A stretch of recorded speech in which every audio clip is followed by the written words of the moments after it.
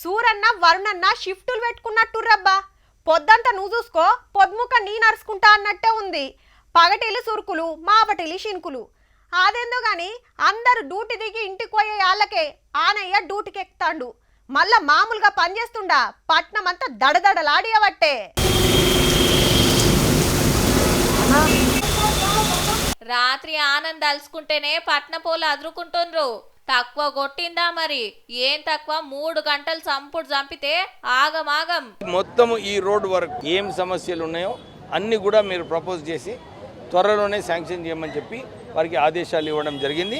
ఈ కృష్ణానగర్ కాలనీ ప్రజలందరికీ కూడా భరోసా ఇప్పిస్తున్నాం. ఈ 30 సంవత్సరాల నుంచి ఉంది ఈ సమస్య సరిగా పరిష్కరించలేదు. మేము కూర్చొని ఇది పరిష్కరించి శాంక్షన్ చేపిస్తాం. వరద తాకుడు దాకే వరకు బండ్లే కాదు కార్లు గిన కొట్టుకుపోయినాయి అంటే చూడుండ్రిగా.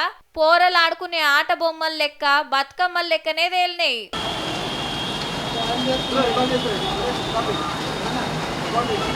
ఏ తొవ్వ చూసినా మోకాళ్ళ లోతు నీళ్లు. మడుగులకెళ్ళి పోలేక రాలేక ఒక గోస కాదు.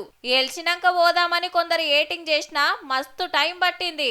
కొంచెమే ఉంది, ఇక్కడ దాకా ఉంది కదా అని చెప్పి ముందుకెళ్ళిపోయాక ఇక్కడికి వెళ్ళగానే పడవలాగా కారు తేలింది, పైకి తేలింది. పోలీసు వాళ్ళు వచ్చి మా మదర్ ఉండి అందులో. ఇగిటు చూడుండ్రి ట్రాఫిక్ జామ్ ఎట్లున్నదో.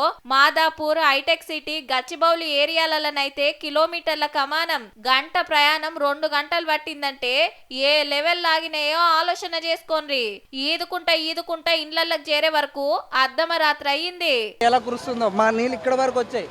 అక్కడ కార్ ఆగిపోయింది, ఇక్కడ ఆటో ఆగిపోయింది, బస్సులు రావడం లేదు.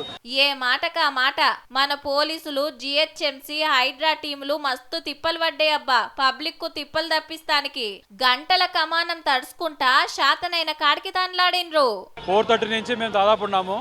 వర్షం భారీ కురుస్తుంది. దానివల్ల దాదాపు ఇంతరోజు వాటర్ వచ్చాయి. జనాలకు కొంచెం సురక్షిత ప్రాంతాలకు వాళ్ళకి సేఫ్టీగా ఇంటికి వెళ్ళవని జాగ్రత్తలు చెప్తూ డైవర్షన్ చేస్తూ మేము కొంచెం కష్టపడ్డాం. ఇక సిటీకి మీదున్న హిమాయత్ సాగర్ నిండే వరకు 4 గేట్లు ఎత్తిండ్రు.